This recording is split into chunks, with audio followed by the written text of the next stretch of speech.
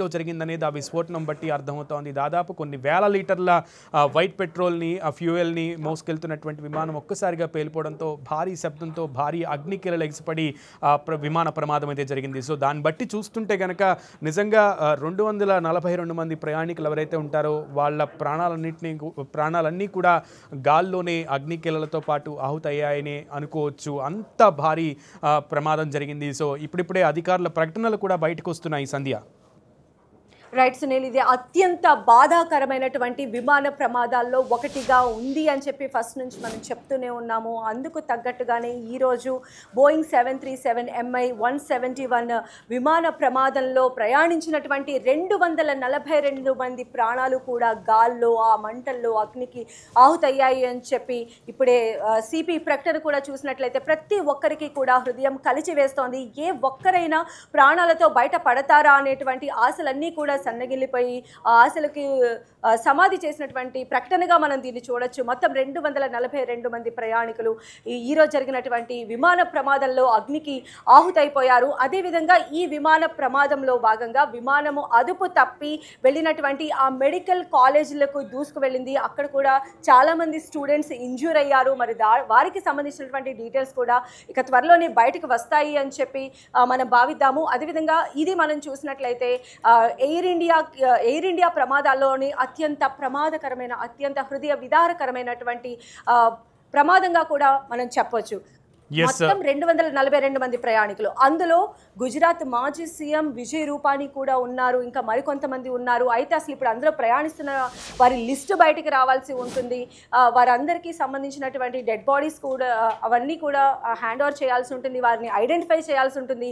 ఇంత పెద్ద మొత్తంలో బ్లాస్ట్ జరగటం, పెద్ద ఎత్తున మంటలు చెలరేగటము, ఆ మొత్తం విమాన శకలాలన్నీ చెల్లా చెదురుగా పడిపోవటము, మృతదేహాలన్నీ కూడా అసలు గుర్తుపట్టలేనంతగా కాలిపోయినటువంటి సిచ్యువేషన్లో ఉండటము, బాడీ పార్ట్స్ ఎక్కడికక్కడ చెల్లా చెదురుగా పడిపోవడము, వాటన్నిటినీ కూడా సేకరించాల్సినటువంటి పరిస్థితి ఉంది. వారందరినీ కూడా ఐడెంటిఫై చేయాల్సినటువంటి పరిస్థితి కూడా ఉంది. సో మనం చూద్దాం.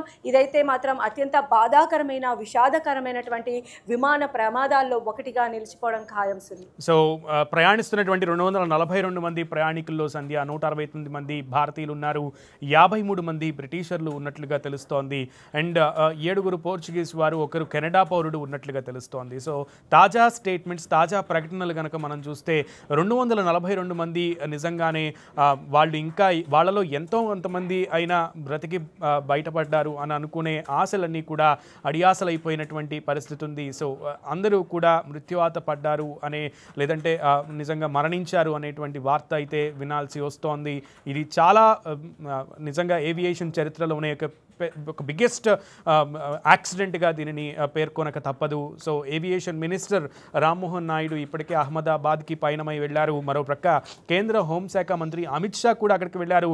సో దీనికి సంబంధించి అప్డేట్ సంధ్య, ఎనీ అప్డేట్? అంటే కేంద్ర హోంశాఖ మంత్రి అమిత్ షా అక్కడికి వెళ్ళి సహాయక చర్యలని స్వయంగా సంఘటనా స్థలాన్ని పరిశీలిస్తారు అనేటువంటి వార్త వచ్చింది. సో అది ఇంకా ఎంతసేపట్లో ఆయన అక్కడికి చేరుకునే అవకాశం ఉంది? Any update?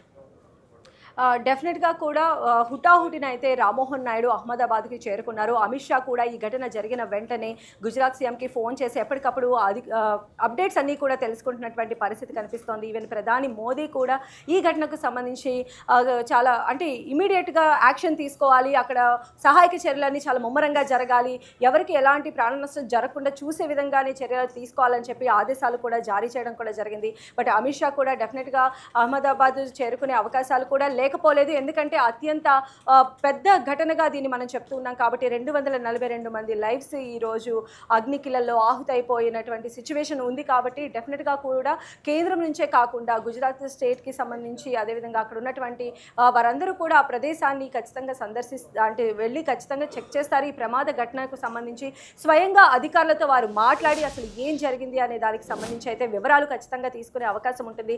ఇప్పటికే మనం చూసాం ప్రతి ఒక్క కుటుంబానికి కూడా మేము అండగా ఉంటాము అని చెప్పి కేంద్ర రాష్ట్ర ప్రభుత్వాలకి సంబంధించి ఎవరైతే ప్రయాణికులు ఉన్నారో వారి కుటుంబ సభ్యులకు కూడా వారు ఓదార్పుని కలిగిస్తూ ఉన్నారు. Even air India chairman Chandrasekaran కూడా ట్వీట్ చేశారు, మేము బాధితులందరికీ అండగా ఉంటాం, ధైర్యంగా ఉండండి అని చెప్పారు. బట్ ఇప్పుడు అఫీషియల్గా అనౌన్స్ చేశారు కాబట్టి సో డెఫినెట్గా కూడా ప్రతి ఒక్కరూ చాలా బాధ్యతగానే ఉంటారు, ఖచ్చితంగా ఘటనా స్థలానికి చేరుకుంటారు. ఈవెన్ రామ్మోహన్ రాయుడు ఆల్రెడీ మధ్యాహ్నమే ఆయన స్టార్ట్ అయిపోవడంగా చూడండి, మరికొన్ని గంటల్లోనే ఆయన అక్కడికి చేరుకునే అవకాశం కూడా కనిపిస్తుంది. అధికారుల నుంచి ఆయన సమగ్రమైనటువంటి వివరాలు సేకరిస్తారు. ఆ తర్వాత దీనికి సంబంధించి ఒక ప్రెస్ నోట్ కానీ లేదా వాళ్ళు మీడియా ముందుకు కూడా వచ్చేటువంటి అవకాశం అయితే లేకపోలేదు. Yes, thank you Sandhya, thank you so much for the briefing. And so భయానక దృశ్యాలు నిజంగా ఉదయం మధ్యాహ్నం 1:30 తర్వాత భయానక దృశ్యాలు